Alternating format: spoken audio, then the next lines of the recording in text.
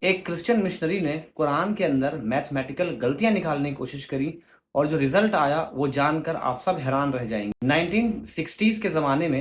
ایک گیری ملر نام کا کرسچن مشنری تھا جس نے قرآن میں میتھمیٹیکل اور ہسٹوریکل غلطیاں نکالنے کے لیے قرآن کو پڑھنا شروع کرا۔ جو کہ کرسچن مشنریز ہوتے ہیں ان کا مقصد ہوتا ہے کہ لوگوں کو عیسائی دھرم کے بارے میں بتایا جائے اور ان کو ٹرائی کیا جائے کہ وہ عیسائی دھرم قبول کر لیں، کیونکہ ان کے مطابق جو عیسیٰ علیہ السلام کو خدا کا بیٹا مانے گا وہی جنت میں جا سکتا ہے، تو وہ اپنی طرف سے اس کی کوشش کرتے ہیں۔ تو جب گیری ملر نے قرآن کو پڑھنا شروع کرا تو سورہ بقرہ کی آیت نمبر 23 جو قرآن کے آئی تھنک شروع کی 50 آیتوں کے درمیان ہی آ جاتی ہے،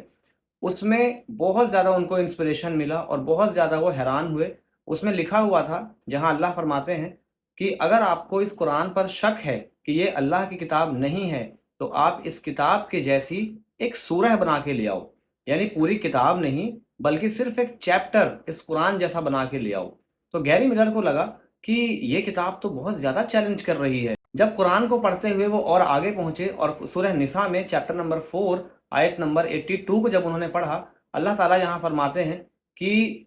اس قرآن میں تم غور و فکر کرو، اور اگر یہ کتاب اللہ کی طرف سے نہیں ہوتی تو تم اس میں بہت ساری غلطیاں اور بہت سارے کانفلکٹس، کانٹرڈکشن پاتے۔ تو گیری ملر کو بہت زیادہ حیرانی ہوئی اور وہ سوچنے پر مجبور ہو گئے کہ آخر اگر یہ مین میڈ بک ہوتی، کسی انسان کی لکھی ہوئی کتاب ہوتی، تو وہ اتنا بڑا چیلنج دینے سے ہمیشہ ڈرتا، لیکن یہ کتاب واقعی گاڈ کی طرف سے ہے، اس دنیا کو بنانے والے کی طرف سے ہے، جبھی اتنے کلیئر ورڈز میں چیلنج کیا جا رہا ہے۔ اور قرآن پڑھنے کے بعد ان کو یقین ہو گیا کہ یہ کوئی عام کتاب نہیں بلکہ اللہ کی طرف سے بھیجی ہوئی آخری کتاب ہے۔ اور 1970 کے زمانے میں گیری ملر نے اسلام قبول کیا اور اپنا نام رکھا عبد الاحد عمر۔